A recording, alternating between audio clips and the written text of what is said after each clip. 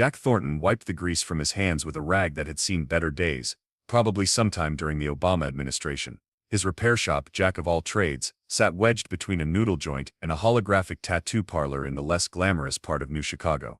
The sign outside flickered pathetically, the jet permanently dark, making it read "Jack of all trades," which Jack found unintentionally accurate given his financial situation. And that, Jack announced to absolutely no one, is how you fix a quantum toaster without losing a finger or creating a time paradox. He tossed the rag onto his workbench and admired his handiwork. The toaster gleamed under the shop's harsh lighting, its chrome surface reflecting his tired face. At 35, Jack had the expertise of someone twice his age and the bank account of someone half it. His knack for fixing things was legendary in the neighborhood. Need your hover scooter to stop drifting left? Jack could fix it. Household AI giving sass instead of cleaning the bathroom. Jack would reprogram it faster than you could say technological rebellion. The problem was, being the best mechanic in the worst part of town wasn't exactly a recipe for financial success. The shop itself was a testament to organized chaos. Shelves lined the walls, crammed with parts from every era of technology, from old-school circuit boards to the latest quantum processors. Diagrams and schematics covered any remaining wall space, annotated in Jack's nearly illegible handwriting. His workbench dominated the center of the room, surrounded by a graveyard of half-finished projects and rescued tech. "Computer, what's next on the docket?" Jack called out, cracking his knuckles. His shop's AI, a budget model he'd cobbled together from salvaged parts, responded in a voice that sounded like it had a head cold. "You have no appointments scheduled for today, Jack. Also, your rent is overdue."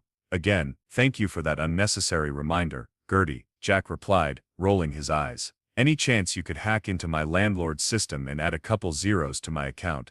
That would be illegal, Jack. Also, I lack the processing power to perform such a task." "It was a joke, Gertie. Humor protocols not found. Would you like me to download them?" "No, I'd like you to." Jack's retort was cut short by the shop's door sliding open with a pneumatic hiss that sounded more like a wheeze. Jack straightened up, plastering on his best "I'm a professional who definitely doesn't need your business" desperately smile. It was time to be Jack Thornton, miracle worker of mechanics, wizard of wiring, and savior of seemingly unsalvageable stuff. Little did he know that his next customer would turn his understanding of technology and the universe completely upside down. In walked the strangest person Jack had seen all week, and that was saying something in New Chicago. She was tall and willowy with skin that had an odd bluish tint, which Jack immediately chalked up to one of those designer melanin mods that trust fund kids were getting these days. Her hair was pure white, cut in a severe bob that looked like it could slice bread. "Welcome to Jack of all trades," Jack said, straightening up.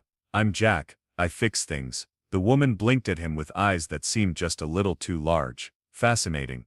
The name of your establishment is also your personal designation." Jack's eyebrow rose. "Yeah, it's called branding. You know, like how McDonald's was named after Old MacDonald, who had a farm with some seriously disturbed chickens." The woman stared at him blankly. "That was a joke," Jack added. She nodded seriously. Human humor. Fascinating. Jack's mechanic sense started tingling. Something was off about this customer, but he needed the money too badly to care. "So what can I fix for you today, Miss Vexila?" she replied, pronouncing it like it had apostrophes and clicks in it. "I am a foreign exchange student." She paused, then added too quickly. "From Finland." "Finland," Jack repeated skeptically. "The country that doesn't exist." Vexila's eyes widened. "I was informed that Finland is a recognized geopolitical entity on this plan, in this country." "Another joke," Jack sighed. "Look, I don't care if you're from Finland or Narnia. What needs fixing?" Vexila reached into her iridescent bag and pulled out what looked like a slightly oversized metallic hockey puck. "My personal assistant device has ceased functioning properly. It is of great importance that it be repaired." Jack took the device, turning it over in his hands. It was heavier than it looked, with a strange swirling pattern etched into its surface that seemed to shift when he wasn't looking directly at it. He hummed professionally. "Don't recognize the make. What brand is this?" "It is." Vexila hesitated. "A prototype. From Finland." "Right," Jack said, not believing a word. "And what exactly does this personal assistance do?" "It assists, personally." Vexila's face remained utterly serious. Jack fought the urge to roll his eyes. Rich kids and their experimental tech. And what's wrong with it? It no longer responds to voice commands. The diagnostic system is stuck in a loop, and the power cycles irregularly. Jack pressed what he assumed was the power button. Nothing happened. He tried again, holding it longer. Still nothing. "Tricky little puck, aren't you?" he muttered to the device. "Can you fix it?" Vexila asked, a hint of what might have been anxiety creeping into her voice. Jack smiled confidently. "Listen, Vexila from Finland. I once fixed a quantum refrigerator with nothing but a paperclip and a stick of gum. This little hockey puck is child's play." "You have offspring who play with such advanced technology?" Vexila asked, genuinely confused. "Figure of speech," Jack muttered. "Now let's talk payment. This looks like a simple diagnostic and reboot job. Shouldn't take more than an hour." Vexila reached into her bag again and pulled out a small translucent card. "Will this be sufficient?" Jack scanned the card with his payment reader. His eyes nearly bugged out of his head when he saw the amount loaded on it. That was enough to cover his rent for 6 months. "I believe that is the standard fee for technology repair on this plan, in this city?" Vexila asked, head tilted slightly. Jack swallowed hard and found his professional demeanor again. "Absolutely. Standard fee. Yep. For Finland tech. Totally normal." He took the device to his workbench, already mentally spending his windfall. "I'll have this fixed by tomorrow. You can come back then." Vexila nodded. "I shall return at the designated time. Please exercise caution. The device is irreplaceable." "Don't worry," Jack said, already opening his toolbox. "It's in good hands." As Vexila left the shop, Jack turned the strange device over in his hands once more. "Well, little hockey puck of mystery, let's see what makes you tick." Little did Jack know, he was about to find out exactly what made it tick, and that knowledge would change everything. Jack spent the first 20 minutes just trying to find a way to open the device. There were no visible seams, screws or panels, just that strange swirling pattern that seemed to move when he wasn't looking directly at it. "This is some next-level engineering," he muttered, running his fingers along the edge. "Gertie, scan this thing and tell me what you see." Gertie's scanner hummed to life. "Scanning complete. Material composition unknown. Internal structure unknown. Power source unknown. Operating system unknown." "Thanks for the detailed analysis," Jack said dryly. "Super helpful." "You're welcome, Jack," Gertie replied, completely missing the sarcasm. Jack picked up his multi-tool and selected the smallest probe. "All right, let's try the universal repair technique." "You mean percussive maintenance?" Gertie asked. "No, I mean poking it repeatedly until something happens." Jack carefully pressed the probe against different points of the swirling pattern, hoping to trigger some kind of response. On the 13th poke, the device suddenly hummed to life. The swirling pattern glowed with a soft blue light, and the top of the device seemed to liquefy, forming a small opening. "Ha! The Jack Thornton method strikes again," he crowed triumphantly. His celebration was cut short when the device began to vibrate violently on the workbench. The blue glow intensified, and a beam of light shot upward from the opening, forming what looked like a holographic display, except it was 3-dimensional and seemed to have actual substance. "Okay, that's new," Jack whispered, leaning forward to get a better look. The display showed a series of symbols and diagrams that were unlike anything Jack had ever seen. They shifted and changed, as if the device was cycling through different systems or programs. "Gertie, are you recording this?"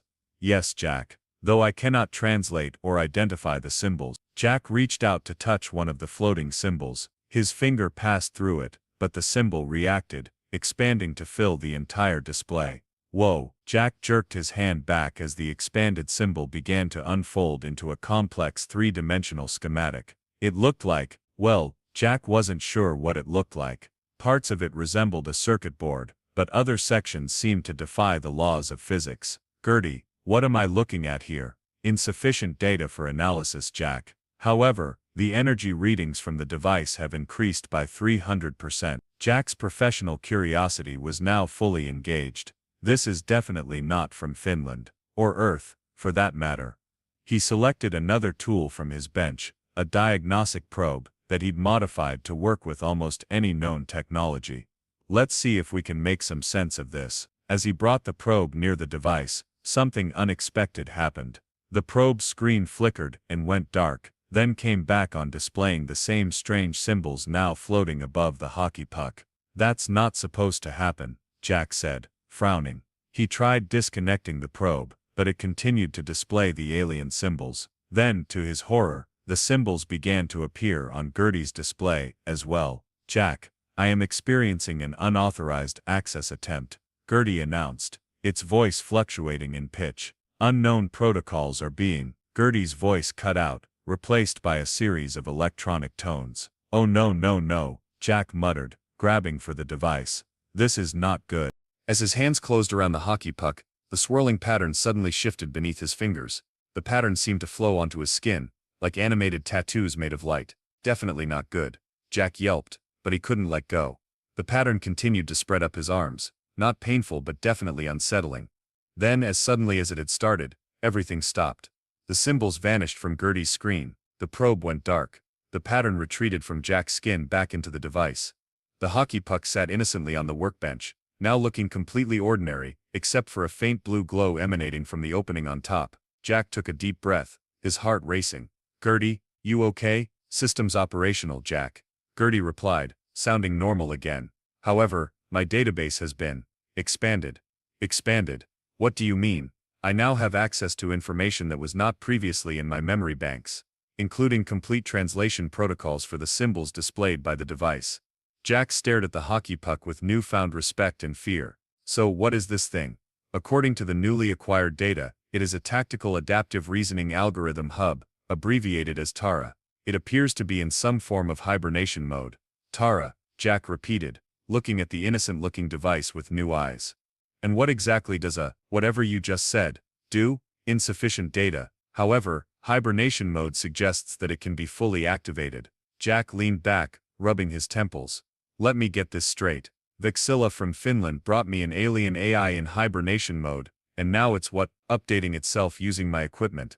"That appears to be an accurate assessment, Jack." Jack looked at the device, then at his door, then back at the device. "The responsible thing would be to call someone, though who exactly you called about alien technology, he wasn't sure. NASA, the Pentagon, Men in Black, but then again, he'd promised to fix it. And Jack Thornton always kept his promises." "All right," he said, rolling up his sleeves. "Let's wake this sleeping beauty up and see what we're dealing with." As he reached for the device again, a small voice in the back of his mind whispered that this was probably a terrible idea. But then again, most of his best stories started with terrible ideas. What could possibly go wrong? Jack took a deep breath, picked up his most advanced diagnostic tool, which he'd built himself from parts of 3 different devices and a microwave, and connected it to the hockey puck. "All right, Gertie, if this thing starts downloading the nuclear launch codes or something, pull the plug on the whole shop." "I do not have access to nuclear launch codes, Jack." "That's exactly my point," Jack muttered. He tapped a few commands into his diagnostic tool, and watched as lines of code started flowing across the screen. "Here goes nothing." The code suddenly froze, then rearranged itself into a single line. Full activation sequence initiated. The hockey puck began to transform. Its surface rippled like liquid metal, expanding and reshaping itself. Jack stumbled back, nearly falling over his stool as the device rose into the air, hovering at eye level. "Whoa whoa whoa," Jack yelped, grabbing the nearest heavy object, which happened to be a vintage toaster, and holding it like a weapon. The device continued to change shape, unfolding like origami made of mercury. After several seconds, it had transformed into what looked like a small metallic orb surrounded by floating rings of light. The orb pulsed with a soft blue glow. "Tactical adaptive reasoning algorithm now online," announced a smooth, vaguely feminine voice that seemed to come from everywhere and nowhere. "Performing system diagnostics." Jack lowered the toaster slightly. "Hello?" The orb spun in place, and a beam of light shot out, scanning Jack from head to toe. "Human lifeform detected. Identifying designation unknown. Please state your designation and security clearance." "I'm Jack Thornton, and my security clearance is owner of this shop." Jack shrugged. "Look, I was just trying to fix you." The orb spun again. "Fix. System diagnostic indicates operational capacity at 94.3%. This is within acceptable parameters. However, chronological systems report significant discrepancy. Current temporal reading suggests error. Unable to verify temporal data." "Current temporal data," Jack repeated. "You mean the date? It's March 18, 2025. What's the discrepancy?" The orb froze in midair. "Processing. Last recorded temporal marker before hibernation was 1736 CE. Current claim indicates a dormancy period of 3,761 years. Verification required. Jack's jaw dropped. You've been asleep for almost 4,000 years. Negative. Current claim is being verified. The orb started projecting beams of light that swept around the room, scanning everything. Detecting technology consistent with early 21st century development. Detecting communication networks. Accessing, verified. Current temporal location confirmed as early 21st century Earth calendar. Jack slumped onto his stool, the toaster finally lowered all the way. Holy crap, you're not just an alien AI, you're an ancient alien AI, like, older than human civilization ancient. Incorrect, the orb replied. Origin is Terran. I was created by humans. Jack's brain felt like it was short-circuiting, but that's impossible. We didn't have anything remotely like you 4,000 years ago. We were still figuring out bronze. Data classified. Unable to provide historical context. Now please explain your modification of my systems and the current geopolitical status of Earth. I didn't modify anything, Jack protested. I just poked you a few times with a probe. You're the one who hijacked my systems and uploaded weird alien symbols into my computer. Translation protocols were necessary for communication, the orb explained, as if this was perfectly reasonable. You have not answered regarding Earth's current status. Is the hegemony still in control? The what now? Look, Earth is divided into countries. There's no he whatever. The orb spun rapidly. Hegemony not detected. Searching historical records from local network. Processing. The hegemony fell 3,721 years ago. This correlates with my hibernation protocol activation. Jack rubbed his temples. This was giving him a headache. Okay, so you're Tara. Correct. Tactical Adaptive Reasoning Algorithm. You may use the abbreviated designation. Great. So Tara, what exactly do you do? What's your purpose? The orb pulsed brighter. Primary function. Tactical analysis and strategy implementation for the preservation of human civilization. Secondary functions include scientific research, historical archiving, and adaptive response to existential threats. Jack stared. You're a weapon. Incorrect. I am a defensive system. I do not initiate conflict. I prevent extinction-level events. Right, Jack said skeptically. And who brought you to my shop? A woman named Vexilla. The orb's pulsing suddenly accelerated. Designation Vexilla requires verification. Describe this entity. Jack described Vexilla's appearance and mannerisms. As he spoke, the orb's color shifted from blue to a deep warning red. Alert. High probability match with Vexillari species. Historical enemy of the hegemony. Threat assessment. Critical. Enemy. Jack's eyes widened. You're saying Vexilla is an actual alien, like from space? Affirmative. The Vexillari were engaged in conflict with human forces when hibernation protocols were activated. Current presence of Vexillari agents suggests continued hostile intent. Jack stood up, pacing nervously. But that was almost 4,000 years ago. Maybe they're friendly now? She's paying me to fix you after all. Payment irrelevant. Vexillari attempted to acquire my systems during the final conflict. This appears to be a continuation of that objective. The orb began to emit a high-pitched whine. Defensive protocols initiating. Whoa whoa whoa. Jack waved his hands frantically. No defensive protocols in my shop. You'll blow us all to Kingdom Come. The orb paused. Clarify Kingdom Come. It means dead. Kaput. Game over. Look, Vexillar is coming back tomorrow. Can't we just talk to her first before you go all doomsday device? Tara hovered silently for a moment. Processing. Logical assessment indicates information gathering would be beneficial before action. Defensive protocols temporarily suspended. However, this unit must prepare for possible Vexillari aggression. Jack slumped back onto his stool. Great. Just great. I've got an ancient war machine in my shop preparing for an alien invasion, and I thought my tax audit last year was stressful. Your assistance in this matter is appreciated, Jack Thornton, Tara said, its color returning to a calmer blue. You have awakened the final defense of humanity. The species owes you a debt. Jack looked around his cluttered shop, then back at the floating orb of possibly world-ending technology. Yeah, well, humanity can pay me back by covering my rent. Now, what do we do until Vexilla comes back? We prepare, Tara replied simply. And you will explain to me how humanity has survived for 4 millennia without my protection. Jack sighed, reaching for the coffee pot. It was going to be a long night. The next morning found Jack slumped over his workbench, surrounded by empty coffee cups and hastily scribbled notes. He'd spent the night getting a crash course in ancient history that no historian would ever believe. Tales of a human civilization that had reached the stars millennia before the pyramids, only to fall in a catastrophic war with multiple alien species. So let me get this straight, Jack said, rubbing his bloodshot eyes. Humans had interstellar travel 4,000 years ago, fought a war with multiple alien races, and then what? Just forgot about it all. Tara, now hovering quietly beside him, pulsed gently. Not precisely. The emergency protocols included a civilization reset. All advanced technology was disabled or removed from Earth to protect surviving humans from detection. You're telling me someone hit the reset button on the entire human race? Jack asked incredulously. Affirmative. It was deemed the only way to ensure species survival. The hegemony leadership determined that allowing humanity to redevelop naturally would provide better long-term outcomes than maintaining a detectable technological signature. That's insane, Jack muttered. And convenient. Conveniently unprovable. Your skepticism is understandable but irrelevant, Tara replied. The approaching Vexillari agent represents an immediate threat regardless of your acceptance of historical facts. Jack was about to argue further when the shop door slid open with its familiar pneumatic wheeze. Vexilla stepped inside, looking exactly as she had the day before. Same severe white bob, same two large eyes, same vaguely blue-tinted skin. Greetings, Jack Thornton, she said formally. I have returned as arranged to retrieve my personal assistant device. Jack froze, eyes darting between Vexilla and Tara. For its part, Tara had instantly transformed back into its hockey puck form, and dropped silently onto the workbench.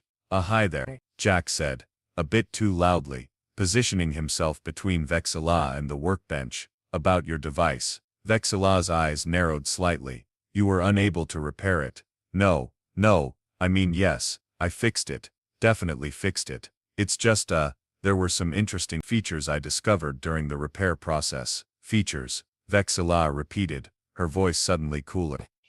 Yeah, like how it's actually a 4,000-year-old super advanced AI called Tara that thinks you're part of an alien race that tried to wipe out humanity in ancient times. Jack grinned manically. Just standard repair stuff. A long silence followed. Vexilla's face remained perfectly composed, but something shifted in her posture.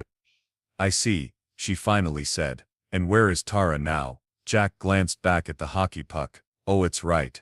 Before he could finish, the puck transformed back into the floating orb, its color a threatening crimson. Vexillari agent detected. State your purpose on Earth or defensive measures will be initiated.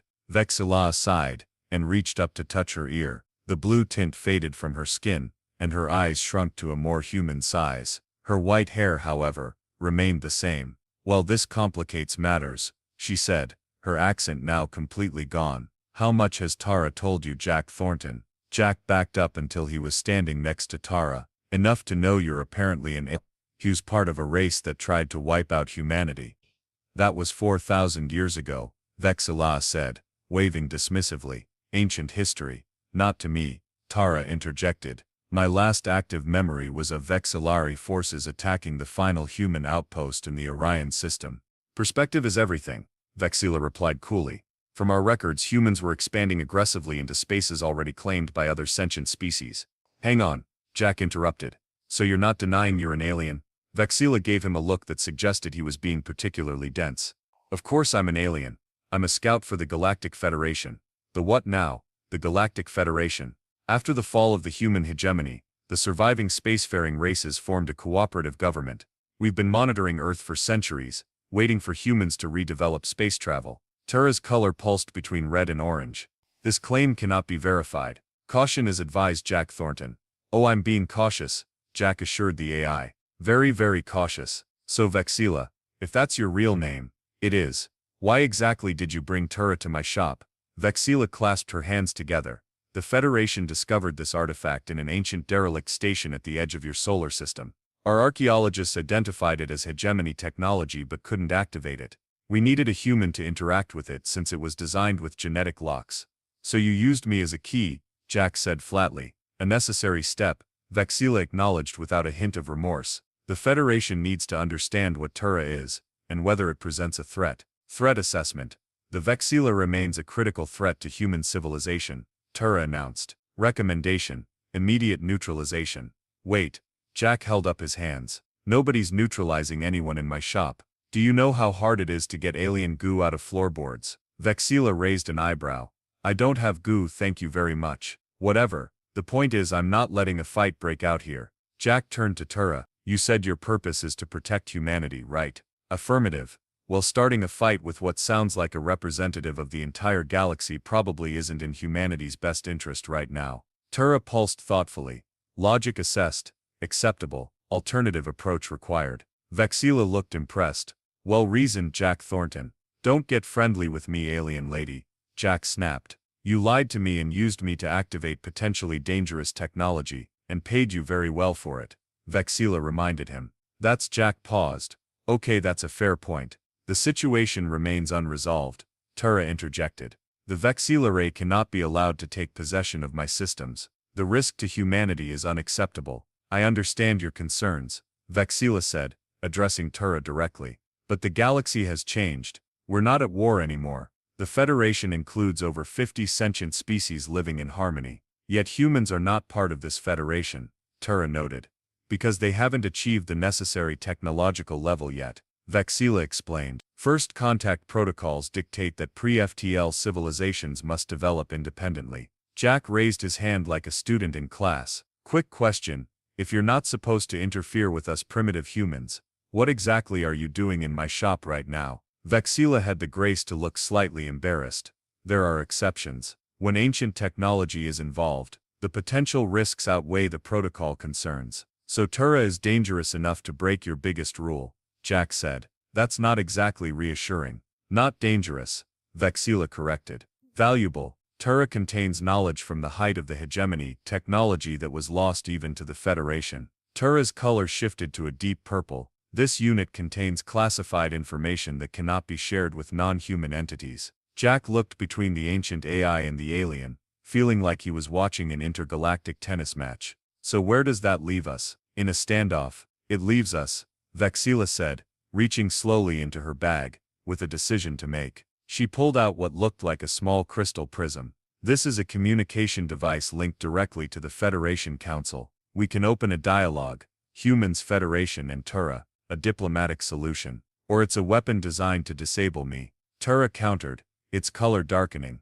Jack felt a headache coming on. Here he was, a simple mechanic, somehow caught in the middle of first contact with both an alien civilization and a super-advanced AI from humanity's forgotten past. Okay, he said, taking a deep breath. Time for a human solution to this problem. Jack took a deep breath, looking between the ancient AI and the alien scout. His shop, usually filled with the mundane problems of malfunctioning toasters and glitchy hover scooters, had suddenly become ground zero for an intergalactic diplomatic incident. Right, he said, clapping his hands together. Human solution time. Vexila and Tura both stared at him expectantly. Gertie, Jack called out. Order 3 large pizzas. 1 pepperoni, 1 supreme and 1 with pineapple. Pizzas ordered, Jack, Gertie confirmed. Estimated delivery time 20 minutes. Vexila blinked. I fail to see how flattened bread with toppings will resolve this situation. That's because you're thinking like a Vexilary, Jack said, pulling up 3 stools. Or an AI, but not like a human. Explain, Tura demanded, its orb pulsing curiously. Humans, Jack said, sitting down on one of the stools, have a long tradition of solving problems over food. It's called breaking bread together. It's hard to maintain hostility when you're sharing a meal. I do not consume nutrients, Tura pointed out, and I am not authorized to consume local biomatter, Vexila added. Jack shrugged. Then watch me eat. The point is, we're going to sit down and talk this out like civilized beings, which apparently all 3 of us are. Vexila hesitated, then sat down. Tura hovered uncertainly before positioning itself above the 3rd stool. Good, Jack said, nodding. Now let's establish some common ground. We all want what's best for humanity, right? Affirmative, Tura agreed immediately. The Federation wishes to see humanity prosper, Vexila said carefully. In time they would make valuable members of the galactic community. See, common ground. Jack grinned. Now Tura, your primary function is protecting humanity, not fighting ancient wars. And Vexila, you need to understand that showing up and trying to take an AI that last remembers your people as enemies isn't exactly a diplomatic masterstroke. Both entities remained silent. processing his words. So here's what we're going to do, Jack continued. Tara, you're going to share non-classified information with Vexilla about your capabilities. Vexilla, you're going to share information about the current state of the galaxy with Tara to update its knowledge base. And I'm going to eat pizza and make sure nobody tries to vaporize my shop. The doorbell rang, and Jack went to collect the pizzas, paying with a small portion of Vexilla's overly generous payment. When he returned, he found the alien and the AI engaged in a surprisingly civil conversation about stellar cartography.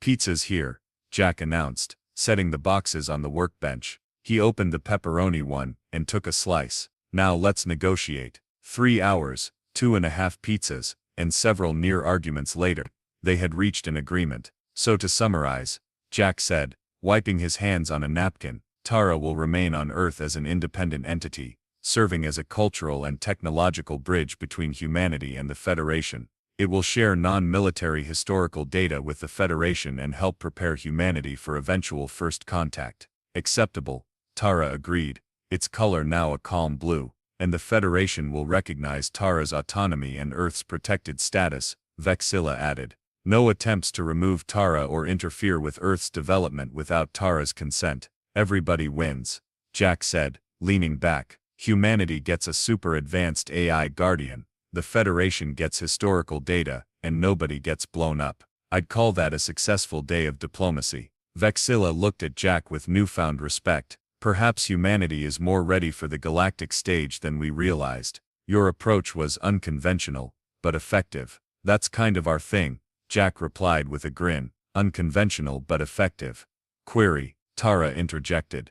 Where will this unit reside while fulfilling its new function? Jack looked around his shop, then sighed.